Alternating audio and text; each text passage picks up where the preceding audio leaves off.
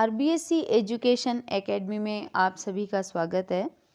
आज का जो हमारा टॉपिक है वह संस्कृत का है और हिंदी में भी काम आता है और रीड लेवल फर्स्ट और सेकंड दोनों में काम आएगा। तो देखिए, स्वर व्यंजन उच्चारण स्थानानी यानी स्वर और व्यंजन के उच्चारण स्थान। प्रत्येक वर्ण हमारे वाग यंत्र के किसी अवयव यानी स्थान विशेष से बोला जाता है। इस आधार पर उस अवयव को वर्ण का उच्चारण स्थान माना जाता है। वर्णों के प्रमुख उच्चारण स्थानों को निम्न सूत्रों से समझा जा सकता है। सूत्र पहला है, अकुह विसर्जनीय नाम कंठ है, यानी ए आ कैवर्ग के जो पांचों अक्षर है तथा विसर्ग का उच्चारण स्थान कंठ होता है एवं कंठ से उच्चारण किए गए वर्ण कंठ्य वर्ण कहलाते हैं।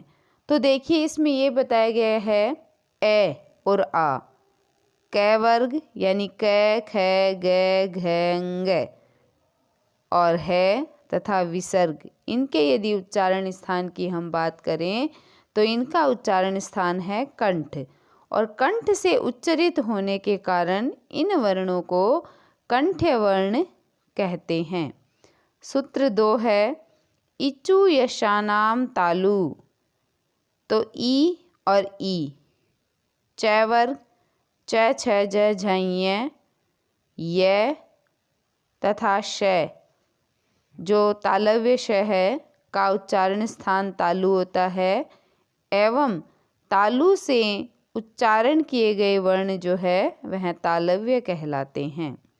सूत्र 3 देखिए, ऋतु रसाणाम मूर्धा यानी छोटी री बड़ी री टैवर्ग के अंतर्गत कोष्टक में लिखा हुआ है ट ठ ड ढ, फिर कोष्टक बंद, उसके बाद में रे तथा श का उच्चारण स्थान मूर्धा होता है एवं मूर्धा से उच्चरित वर्ण मूर्धन्य कहलाता है।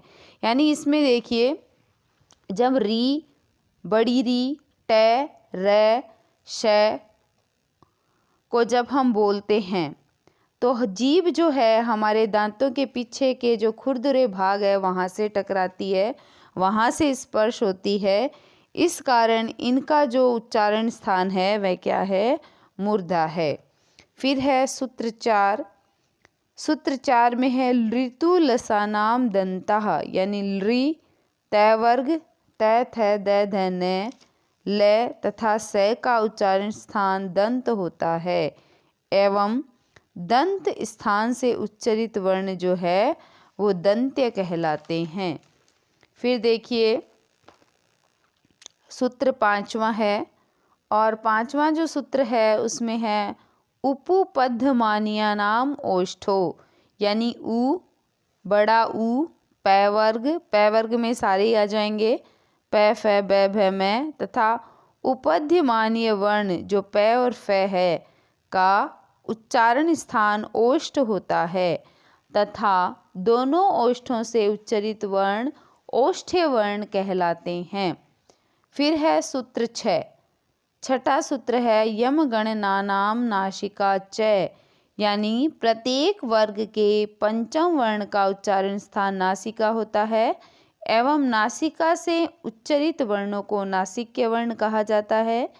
इन वर्णों के पूर्वोक्त अपने अपने वर्ग के अनुसार कंठ आदि स्थान भी होते हैं, अर्थात इन वर्णों का उच्चारण करते समय कंठ, मूर्धा, तालु, दंत और ओष्ठ के साथ नासिका का भी सहयोग लिया जाता है और ये जो है वो अनुस्वार के रूप में प्रयोग होते हैं। उसके बाद में है सूत्र 7, अदैतो कंठ तालु यानी ए तथा ऐ का उच्चारण स्थान कंठ तालु होता है क्योंकि ए एक संयुक्त स्वर है जिसमें ए और ई दो स्वर मिले होते हैं। ए का जो उच्चारण स्थान है वो कंठ है और ई का तालु है। इसलिए ए तथा ऐ का जो उच्चारण स्थान है वह कंठ तालु होता है। फिर है सूत्र 8। 8वां जो सूत्र है वह है ओ द्योत्यो कंठोष्टम। ओ द्योत्यो कंठोष्टम, यानी इसमें बताया गया है ओ तथा औ का उच्चारण स्थान कंठोष्ठ होता है, क्योंकि ए प्लस उ बराबर ओ बनता है। ए का उच्चारण स्थान कंठ और उ का उच्चारण स्थान ओष्ठ होने के कारण ओ तथा औ का उच्चारण स्थान कंठोष्ठ होता है। उसके बाद में देखिए सूत्र 9 है वकारस्य दंतोष्ठम। इसका अभिप्राय ये है कि वह वर्ण का जो उच्चारण स्थान है वह दंतोष्ठ है, यानी दांत और होठ दोनों है। सूत्र है 10। 10वां सूत्र है जिह्वा मूल्यस्य जिह्वा मूलम, अर्थात जिह्वा मूल्य वर्ण क और ख का उच्चारण स्थान जिह्वा मूल होता है।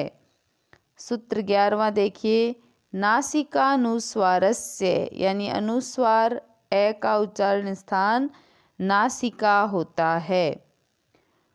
वाग यंत्र में निम्न 8 उच्चारण स्थल होते हैं उर यानी कांकल, कंठ, शिर, जिह्वामूल, दंत, नासिका, ओष्ठो और तालु।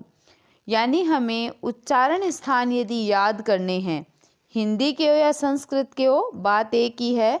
तो हम जब इन्हें सूत्र के द्वारा याद करेंगे तो बहुत जल्दी याद हो जाएंगे और सूत्र को देखते ही हमें पता लग जाएगा कि इन वर्णों का उच्चारण स्थान क्या है। तो आप सभी मेरे चैनल को लाइक करें, शेयर करें, सब्सक्राइब करें, बेल आइकन दबाना ना भूलें। धन्यवाद।